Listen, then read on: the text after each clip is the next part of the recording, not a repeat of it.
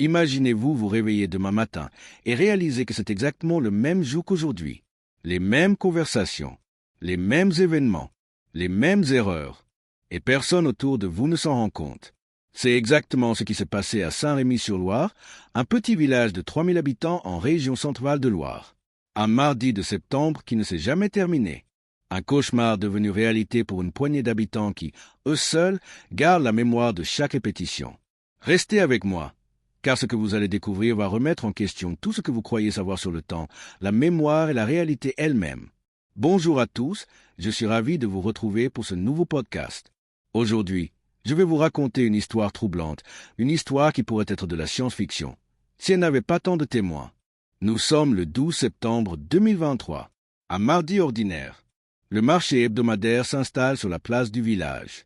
Madame Dubois ouvre sa boulangerie à 6 heures précises, comme elle le fait depuis 30 ans. Pierre Moreau prend son café au bistrot des Amis en lisant le Berry républicain. La cloche de l'église Saint-Martin sonne 8 coups. Tout est normal. Trop normal. C'est Élise Bernard, institutrice de 42 ans, qui a été la première à réaliser que quelque chose n'allait pas. Le mercredi matin, en préparant sa classe, elle a remarqué que ses élèves portaient exactement les mêmes vêtements que la veille. Étrange, mais pas alarmant. Puis elle a entendu la même dispute entre deux enfants dans la cour. Mot pour mot. Les mêmes cris, les mêmes pleurs, au même moment. J'ai d'abord pensé que j'avais un problème de mémoire, m'a-t-elle confié. Vous savez, à notre âge, on commence à se poser des questions. Mais quand j'ai vu le journal sur le bureau du directeur, le Berry républicain, daté du 12 septembre, alors que nous étions censés être le 13. Élise n'était pas seule. Dans le village, 4 autres personnes avaient remarqué l'anomalie. Il y avait Thomas Petit, le pharmacien, 58 ans, un homme méticuleux qui notait tout dans son agenda. Quand il a ouvert son carnet le mercredi matin, il a vu qu'il avait déjà rempli la page avec les mêmes rendez-vous, la même écriture, la même tache d'encre au même endroit. Marie-Claude Rousseau, retraitée de 65 ans et ancienne infirmière, a réalisé qu'elle regardait le même épisode de Plus belle la vie qu'elle avait vu la veille. Scène par scène, réplique par réplique. Jacques Fontaine, agriculteur de 53 ans, a nourri ses poules et s'est souvenu qu'il avait déjà fait ce geste, avec les mêmes grains tombant au même endroit, la même poule rousse picorant en premier. Et enfin, Sophie Mercier, bibliothécaire de 47 ans, qui a vu la même vieille dame ramener le même livre avec la même excuse pour son retard. 5 personnes, 5 témoins d'une impossibilité. Ce qui s'est passé ensuite est encore plus troublant.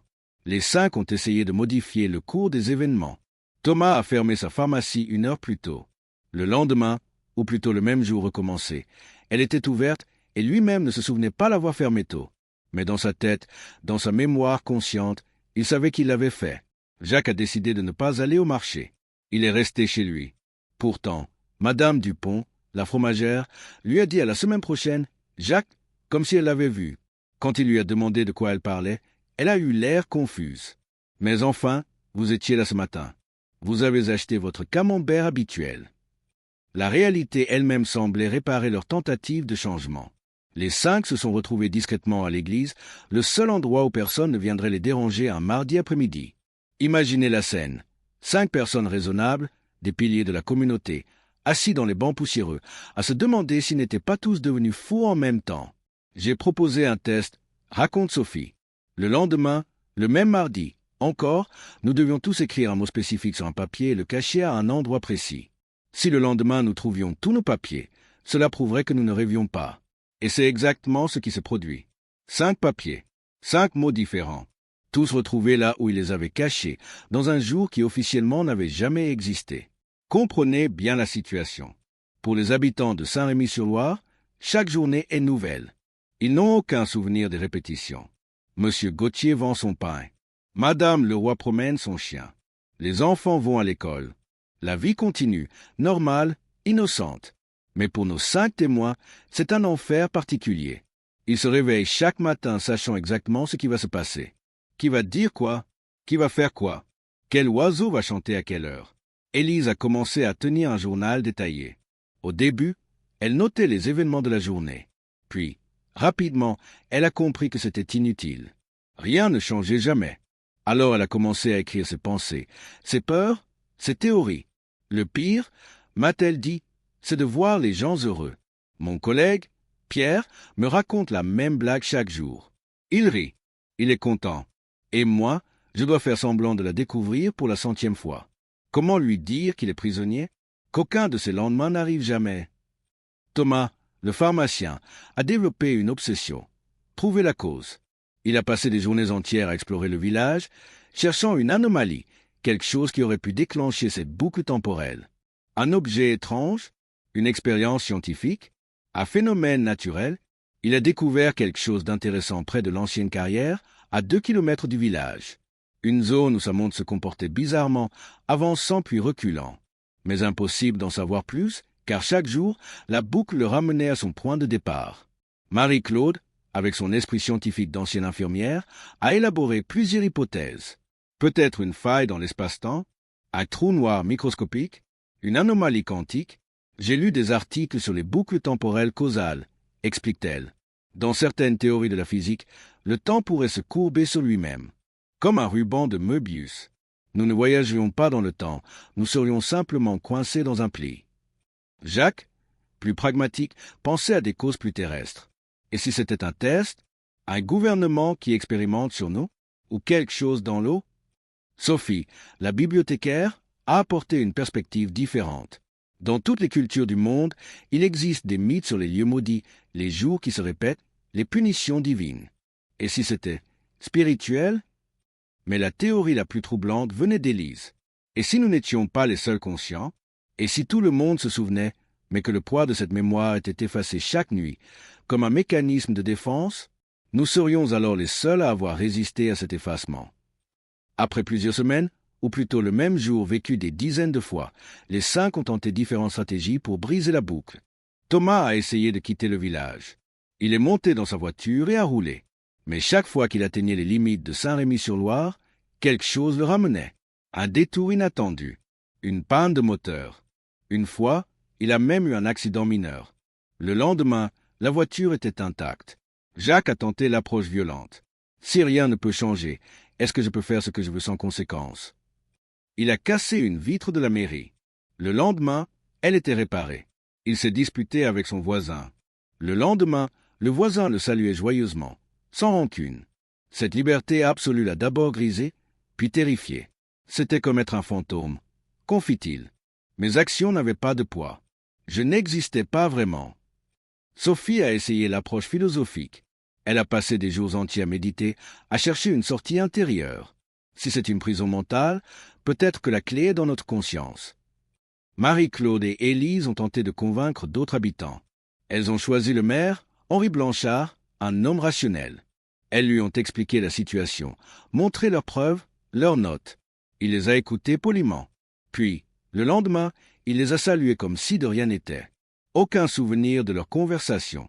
Même quand elles l'ont confronté plusieurs jours de suite, rien. Après 3 mois du même jour, les effets psychologiques ont commencé à se manifester. Imaginez vivre le même mardi pendant 90 fois.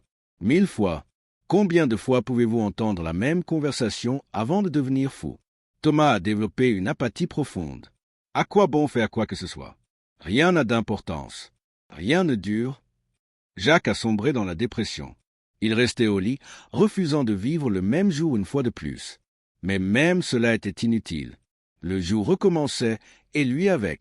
Marie-Claude a commencé à avoir des hallucinations. Elle voyait des fissures dans la réalité, des moments où le décor semblait se figer, comme une image qui se charge lentement. Sophie s'accrochait à sa foi. Elle priait, cherchait un sens, une leçon. Peut-être que nous devons apprendre quelque chose. Peut-être que c'est un purgatoire. Seule Élise a gardé une forme de stabilité, en se concentrant sur l'observation. Elle a commencé à remarquer des détails infimes. Un papier qui volait toujours à 10h37. Un chien qui aboyait exactement 3 fois à 14h15. La réalité était une horloge parfaitement réglée. C'est lors de la 412e répétition qu'Élise a fait une découverte capitale. En observant attentivement, elle a remarqué que les 5 personnes conscientes de la boucle avaient quelque chose en commun.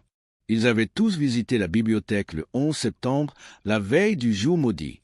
Et tous avaient emprunté ou consulté le même livre, Les anomalies temporelles de Saint-Rémy, un vieux manuscrit conservé dans la section archives. Sophie, la bibliothécaire, a retrouvé le registre. Effectivement, les 5 noms y figuraient, à quelques heures d'intervalle. Le livre parlait d'une légende locale, En 1643, un alchimiste nommé Augustin Delacroix aurait effectué une expérience dans une grotte près du village. Il cherchait à capturer le temps, à l'emprisonner dans un cristal. L'expérience aurait mal tourné. Delacroix a disparu, et pendant 3 jours, selon les chroniques, le village aurait vécu une grande confusion des jours. Les registres paroissiaux montrent effectivement une anomalie. 3 jours portent la même date. Le livre mentionnait aussi un objet, l'horloge maudite de Delacroix, un mécanisme d'horlogerie complexe qui aurait été caché dans la grotte après sa disparition, car personne n'osait la détruire. Les 5 ont décidé de partir à la recherche de cette grotte. Ils avaient maintenant un avantage, le temps infini. Ils pouvaient échouer autant de fois que nécessaire sans conséquence. La grotte se trouvait dans les collines boisées au nord du village, une zone que les habitants évitaient par superstition. Il leur a fallu 27 tentatives pour la trouver. L'entrée était cachée derrière un éboulis, marqué par un symbole alchimique gravé dans la pierre. À l'intérieur, une cavité naturelle transformée en laboratoire. Des fioles brisées, des symboles étranges sur les murs. Et au centre, sur un piédestal de pierre, l'horloge. Ce n'était pas une horloge ordinaire. C'était une sphère de métal gravée de formules et de symboles, avec des aiguilles qui tournaient dans des directions impossibles. Et au cœur de la sphère, un cristal qui pulsait d'une lumière bleutée. Thomas s'est approché en premier. « Je sens quelque chose, comme si le temps lui-même était épais ici. » L'horloge marquait toujours la date, 12 septembre 1643, 15h37. Maintenant, ils avaient l'objet responsable. Mais que faire? Le détruire? L'étudier? Le déplacer? Jacques voulait le fracasser immédiatement. Détruisons cette chose et finissons-en. Mais Sophie l'a arrêté. Et si la détruire aggravait les choses? Et si cela figeait le temps définitivement? Thomas a examiné le mécanisme. C'est incroyablement complexe. Je ne comprends pas comment ça fonctionne, mais je vois une chose. Il y a un point de jonction, un moment où toutes les aiguilles s'alignent. Peut-être que c'est à ce moment-là qu'il faut agir. Élise a consulté les notes de Delacroix griffonnées sur les murs de la grotte. Il écrit ici « Le temps ne peut être contenu que par un sacrifice. Un moment de pure intention. » Je ne sais pas ce que ça signifie. Marie-Claude, tremblante, a murmuré « Un sacrifice. Peut-être que l'un de nous doit rester. Devenir l'encre qui libère les autres. » Le silence est tombé sur la grotte. Ils savaient tous qu'elle avait raison. Après des débats qui ont duré plusieurs boucles, car ils retournaient à la grotte jour après jour, recommençant la discussion, Thomas a pris la décision. « Je vais le faire », a-t-il annoncé. « Je suis le plus âgé. J'ai moins à perdre. » Mais Élise l'a interrompu. « Non, c'est moi qui dois le faire. J'ai compris quelque chose. » Delacroix parlait d'une pure intention. Ce n'est pas un sacrifice par désespoir ou résignation. C'est un choix conscient, fait par amour. Elle a expliqué sa théorie. La boucle temporelle n'était pas une malédiction, mais une prison créée par Delacroix lui-même pour protéger quelque chose ou quelqu'un. Pour briser la boucle, il fallait quelqu'un prêt à prendre sa place, à devenir le gardien du temps. « Mes élèves, a-t-elle dit doucement, je les vois chaque jour. Les mêmes enfants, les mêmes sourires. Mais ce sont MES enfants. Si je peux leur offrir un demain, un vrai demain, alors ça vaut la peine. » Les autres ont protesté, mais elle était déterminée. Elle a placé ses mains sur l'horloge au moment exact où toutes les aiguilles se sont alignées. La lumière du cristal s'est intensifiée. Une onde de choc silencieuse a parcouru la grotte. Et Élise a disparu. Pas physiquement. Elle était toujours là, mais différente, translucide, un fantôme figé dans le temps. Les 4 autres se sont réveillés le lendemain. Un vrai lendemain, le 13 septembre 2023. Le monde avait repris son cours. Les gens parlaient de choses nouvelles. Le journal annonçait l'actualité du jour. La vie continuait. Mais Élise Bernard, l'institutrice, avait disparu. Personne ne se souvenait d'elle, comme si elle n'avait jamais existé. Sa classe avait été réattribuée à une remplaçante qui, selon tous les documents, travaillait là depuis des années. Les 4 rescapés se souviennent d'elle. Eux seuls. Ils retournent parfois à la grotte, où l'horloge continue de tourner, protégée maintenant par une présence bienveillante. Parfois, ils aperçoivent une silhouette féminine qui les observe avec un sourire triste. Thomas a pris sa retraite anticipée.